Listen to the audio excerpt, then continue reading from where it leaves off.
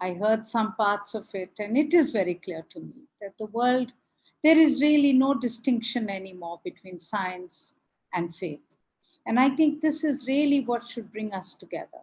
We are in a very, very difficult time in the world. There is no doubt that we are facing a kind of disruption that we never thought was even possible. And this disruption that we are faced with today has the worst impact on the very poor in our world. And I think that face of the devastation is something that we must always keep in mind. I mean, for me and for most of us in India, the images of workers going back, leaving our cities, walking for miles to go back to their villages was heartbreaking. And it showed us clearly that the scale of the disruption and what that has done to the livelihoods of the very poor.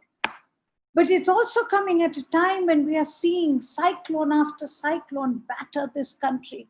We've had 2 cyclones in this last 15 days, another one that is coming in the next 10 days, going to hit the eastern coast. We have locust attacks happening in Rajasthan, in Gujarat, devastating the fields of farmers, with all linked to climate change. The fact of the matter is, whether it is cyclone or the locust attack, there is enough scientific evidence now to say clearly that this is linked to climate change. You are seeing intensification of cyclones, increased frequency of cyclone because of the changed temperature between the land and the ocean. You're seeing rapidification of cyclones becoming more and more unpredictable and so difficult and huge force with which they hit. The locust attacks that we are seeing in Rajasthan, Gujarat, the north, the Horn of Africa, countries are being ravaged both by war, by strife, by poverty, and now by locust attack. And that's happening also because of unseasonal rainfall that we saw in the Arabian Peninsula and the creation of these breeding grounds for locusts. And what we need to remember, and I think that's really where we are all in it together, we need to remember 3 things. And I very much heard this in everybody's conversation. And I'm reiterating it. 3 things. 1, we have lost too much time. We are today actually suffering the consequences of the years of procrastination and the time that we have lost. We have built an inequitable society, which means that the impact of climate change or the impact of the coronavirus is worse, whether it is the blacks in America or the poor in India. The fact is they are hit doubly. They are hit when the virus hits because they are more prone to infection, and they are hit because of the loss of livelihoods.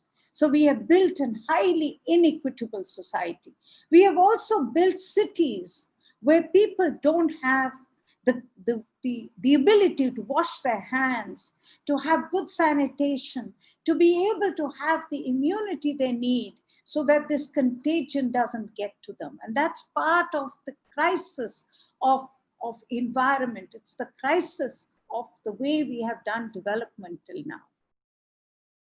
That's the first big lesson that we need to take back, that we have lost so much time. And we have lost it because of the arrogance that we have always believed that we can conquer nature.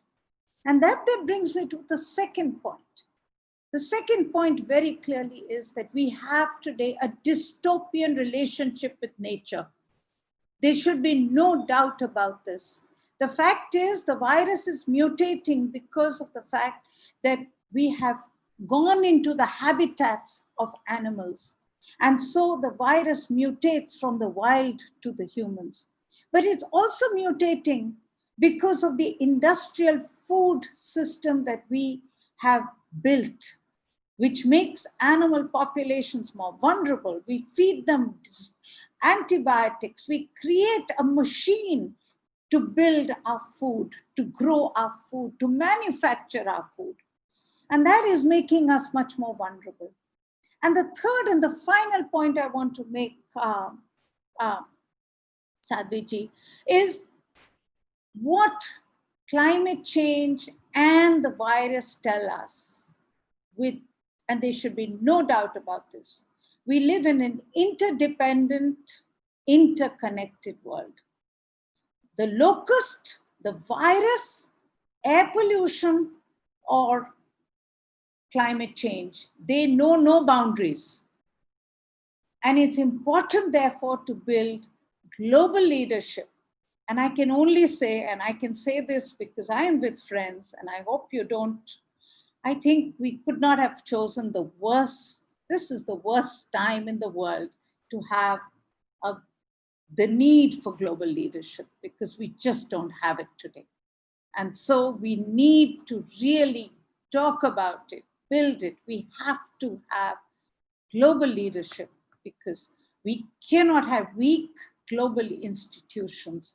We cannot have selfish global leaders in a time when the world has to come together. And that's where faith and science must work. Thank you very much.